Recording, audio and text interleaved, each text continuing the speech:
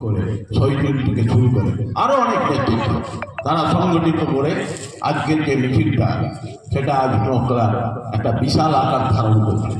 আমি একটু দেরি হয়ে গেছিল, আমি কিন্তু বাইকে করে পেছনে পেছনে গিয়ে আমি সামনে এসে দেখেছি খুব বড় মিছিল।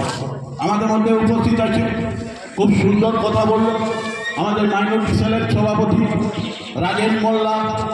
আমাদের মধ্যে উপস্থিত আছে যুব সভাপতি প্রসেনজিৎ রানা। আমাদের মধ্যে উপস্থিত আছে শিক্ষক নেতা স্মৃতিরঞ্জন দত্ত। আমাদের মধ্যে উপস্থিত আছে পঞ্চায়েত সমিতির সদস্য রাজীব ঘোষ। আমাদের মধ্যে উপস্থিত আছে আমার গুরুত্বপূর্ণ ব্লক নেতৃত্ব সাগর মণ্ডল। আমাদের মধ্যে উপস্থিত আছে আইএনটির সভাপতি দেবকুমার দে। আমাদের জেলা নেতৃত্ব রাজকুমার পাল থেকে শুরু করে এই অঞ্চলের সভাপতি বাবার আলী থেকে শুরু করে রামকৃষ্ণ দা থেকে শুরু করে ফিরোজদার থেকে শুরু করে অনেক নেতৃত্ব, অনেকের নাম নিতে গেলে, এবং আমাদের মহিলা নেত্রীও এখানে আছে, অনেক আছে এবং অনেকে আমি দেখতে পাচ্ছি সেদিন থেকে শুরু করে সুন্দর থেকে শুরু করে আরও অনেকেই এখানে। সবারই নাম নিতে গেলে সময়টা চলে যাবে, কেন আপনারা অনেকটা পরিশ্রম করে এই মিছিলটা সংগঠিত করেছেন। আজকে ভারতবর্ষ ৭৭ বছর স্বাধীনতা হয়ে গেছে। চিন্তা করা যায়, আমি ৮০-৮২ সাল থেকে আমি পার্টি করছি। আমি কংগ্রেসের হয়ে দাঁড়াতাম। ৮৮ সালে আমি পঞ্চায়েত হয়েছিলাম, সিপিএমের দাপুটেরা প্রধানকে আমি হারিয়েছিলাম। আমরা কোনোদিন ভেবেছি যে ভারতবর্ষের সংবিধানকে যা খুশি করা যায়। আমাদের একটি ভারতবর্ষের একটা দল এসছে যে চিন্তা করা যাবে না, ভারতবর্ষের মানুষ চিন্তা করতে পারবে না, অকল্পনীয় দল আমরা দেখতে পাচ্ছি। আমাদের পশ্চিমবাংলা থেকে অনেক পরিযায়ী শ্রমিক যায়, মহারাষ্ট্র যায়, উড়িষ্যা যায়, ইউপি যায়, মধ্যপ্রদেশ যায়, হ্যাঁ কাজ করতে যায়। কি অন্যায় করে?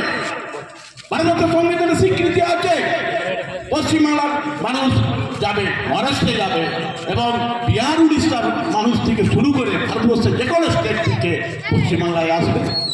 আমাদের হিসাব আছে পশ্চিমবাংলায় 2 কোটি কাছাকাছি বাইরের স্টেট মানুষরা কাজ করে। এই হলো ভারতবর্ষ। কিন্তু আজ কোন দিকে নিয়ে যাচ্ছে অবাক লাগছে। যারা বিজেপি করেন সাহস থাকে তো আপনারা রাজনীতিভাবে করুন, যে কোনো ইস্যুতে উন্নয়নের নিয়ে বলুন, দেশের ডেভেলপমেন্ট নিয়ে কথা বলুন, এগ্রিকালচার নিয়ে কথা বলুন, স্বাস্থ্য নিয়ে কথা বলুন।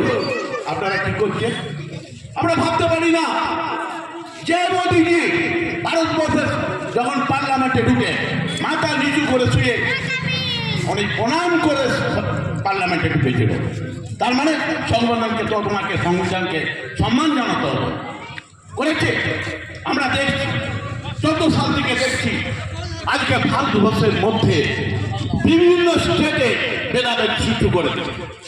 শুধু কি সংখ্যালঘু, শুধু কি খ্রিস্টান, শুধু কি শিখ, কোথায় আপনারা জানেন ভারতবর্ষে উচ্চবর্ণের 4টা জাত বিজেপিকে যারা পরিচালনা করে। আমি বিহারের সম্বন্ধে খুব ভালো জানি, আমি ইউপি সম্বন্ধে জানি। আমার তো বিহারে আমার শ্বশুরঘর, আমি জানি ওইখানে নিচু জাত উঁচু জাত মধ্যে লড়াই হয়। হিন্দু মানে না, তাদেরকে হিন্দু মানে না। আজ যেমন বিভিন্ন ধর্মের লোক আজকে যেমন এখানে বিপদে আছে, আপনাদেরকে আমি পরিষ্কার পরিচ্ছন্ন কথা বলছি, পশ্চিমবাংলা কেন গোটা ভারতবর্ষের হিন্দুরাও আজকে বিপদে আছে। এরকম একটা দল এসছে, সেই জন্য আজকে আমাদের ঐক্যবদ্ধ হতে হবে। আজকে সবকে একসাথে আসতে হবে, একসাথে চলতে হবে। বাংলায়